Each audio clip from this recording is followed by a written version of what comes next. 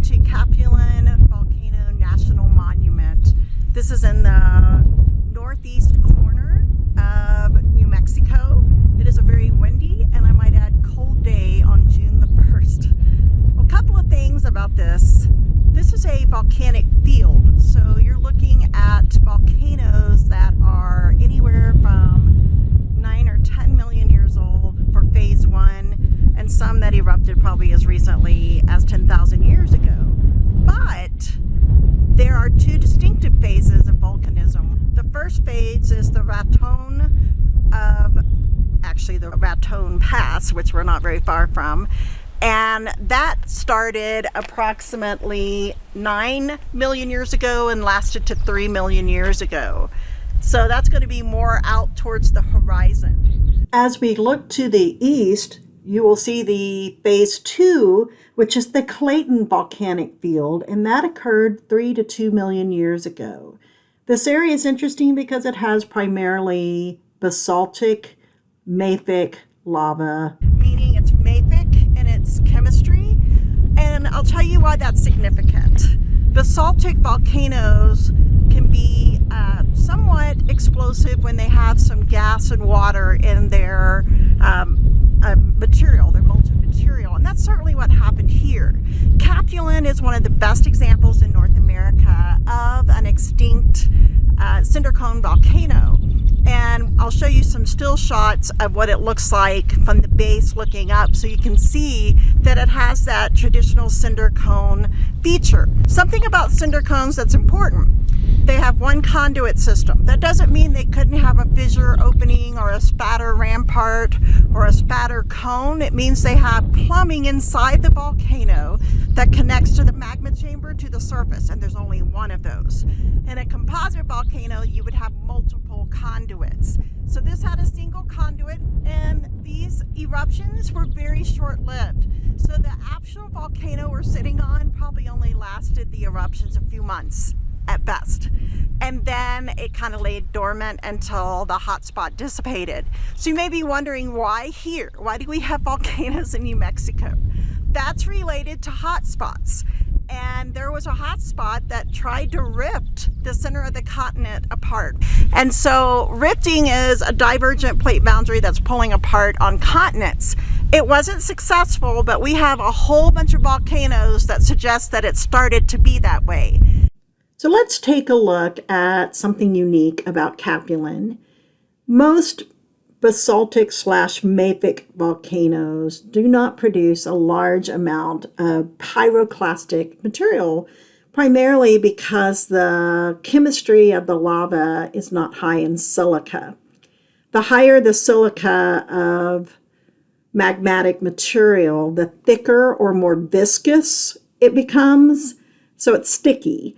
And that kind of helps create a plug inside the volcanic pipe, allowing for the buildup of pressure inside of that volcano magma chamber until it finally pushes that cork right out. But with mafic and basaltic volcanoes, typically the material is hotter in temperature, so it stays more molten, and it doesn't create that same massive pressure. But in the case of Capulin and other cinder cone volcanoes like it, you will get pyroclastic material ejected from the volcano. For example, if it has explosivity caused by water and gas that's charged up behind it that can push some of this material out. If you will look at this lava bomb that sits in front of the visitors center at Capulin National Monument, it's pretty big.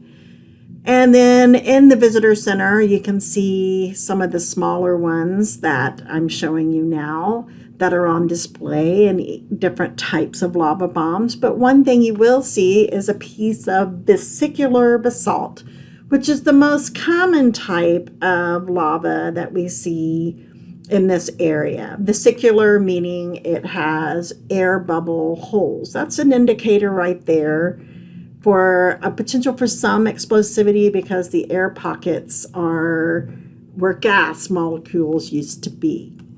These pyroclastic deposits can be good evidence of why volcanoes like cinder cones can be dangerous. While they are the simplest body plan of volcanoes because they have one conduit system, they are capable of ejecting pyroclastic material, especially if they have gas-charged particles in the magma material. And that is what you are seeing as evidence of these pyroclastic deposits right here. So while this is a mafic volcano, this is on the line probably being in between mafic and intermediate. And just a few percentages of silica can make a big difference in the makeup and composition of magma, subsequently volcanic material, meaning lava when it comes to the surface, that it can cause this type of material to be ejected. You can see why mass wasting could be a problem here, which is one reason that best management practices are absolutely needed. So if there were to be a lot of rain, this would be a very unsafe road to be doing. And we're driving down the volcano towards the visitors center. And I'm going to keep going as we are making this curve, show you some more of the best management practices and a good look at the deposits themselves. You can see some retaining walls put in here.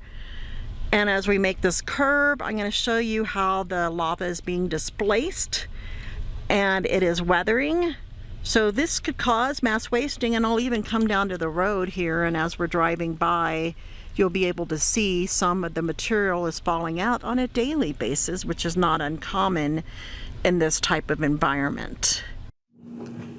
As we conclude this part of the virtual field trip, I want to point out those really large looking grayish black material boulders. Those are volcanic bombs, and you're seeing a wealth of deposits here. I might also point out some folding that you'll get to at a different part of the semester in terms of rock layers. But just to look at this and contemplate what it took to create these deposits, that it tells a story geologically, and it's just a clue. And that's what you'll see in all of these virtual field trips. See you at the next stop. Bye.